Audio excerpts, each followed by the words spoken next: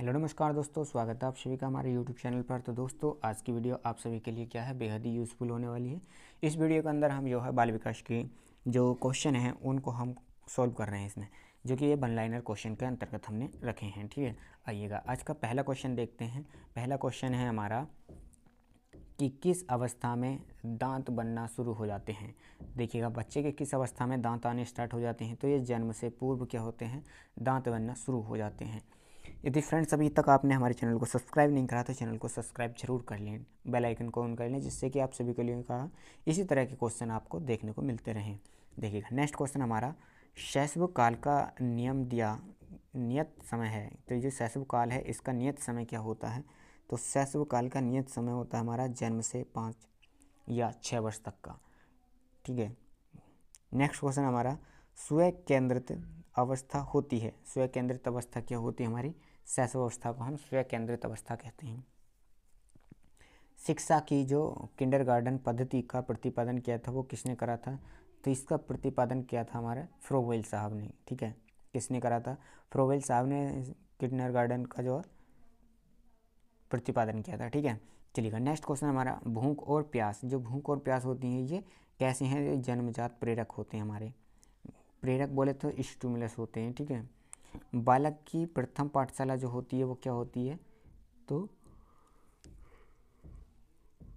बालक की प्रथम पाठशाला परिवार होती है। ठीक है, नेक्स्ट क्वेश्चन हमारा कि गर्भ में बालक को विकास के या विकसित होने के दिन जो होते हैं लगभग कितने होते हैं, तो ये 280 दिन होते हैं। ठीक, यानी कि गर्भकाल का जो समय होता है कितना होता है, तो 280 दिन होता है।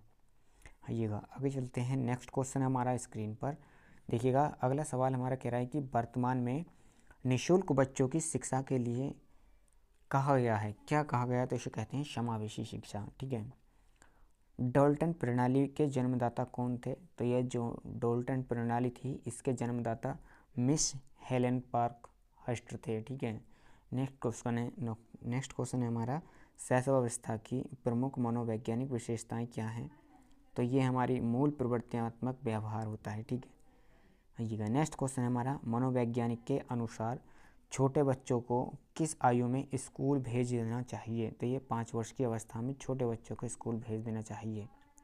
दूध के दांतों की संख्या कितनी होती है फ्रेंड्स, तो दूध के दांतों की संख्या 20 होती है। चलिए नेक्स्ट क्वेश्चन है हमारे स्क्रीन पर, आपको बताना है इसका सही जवाब क्या होने वाला है।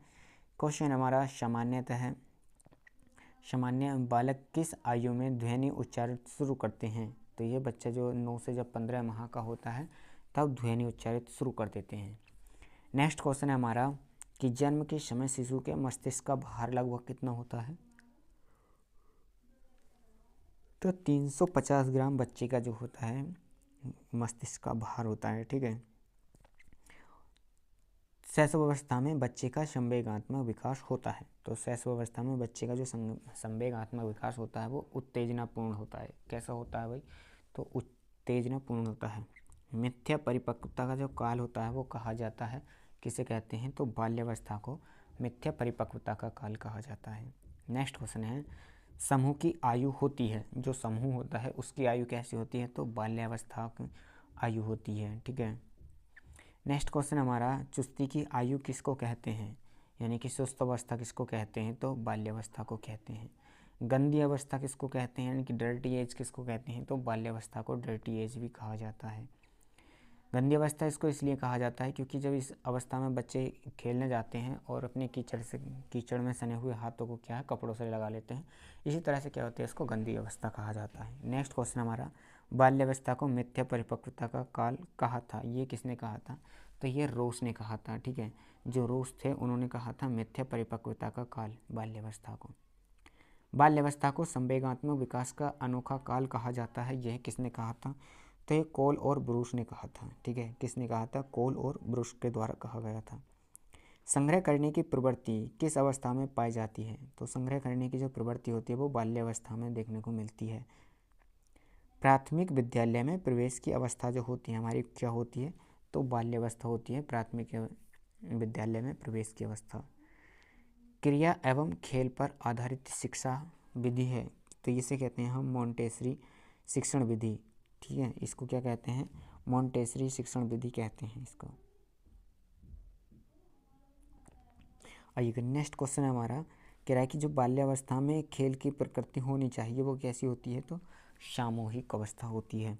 वास्तविक जगत में प्रवेश की अवस्था है, तो वास्तविक जगत में प्रवेश की अवस्था कैसी होती है, बाल्यावस्था होती है। बाल्यावस्था में बालक संपर्क रखते हैं, तो किससे संपर्क रखते हैं बाल्यावस्था में बालक, तो ये रखते हैं समवयस्क समलिंगियों से, यानी कि जो उनके हम उम्र के बच्चे होते हैं उनसे, और जो उन्हीं के जैसे लिंग के होते हैं उनसे क्या रखते हैं, ये संपर्क रखते हैं। नेक्स्ट क्वेश्चन हमारा कि बाल्यावस्था की प्रमुख मनोवैज्ञानिक विशेषताएं हैं, तो बाल विकास की जो विशेषताएं होती हैं वो सामूहिकता की भावना होती हैं, ठीक है। नेक्स्ट क्वेश्चन हमारा, बाल्यावस्था में सामान्य है बालक का जो व्यक्तित्व होता है कैसा होता है, वो बहिर्मुखी व्यक्तित्व का होता है, ठीक है। कैसा होता है, बहिर्मुखी व्यक्तित्व का होता है।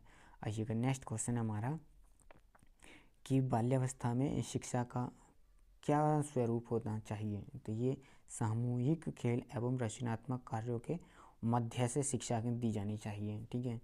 आइएगा आगे चलते हैं, आगे बात करते हैं हम।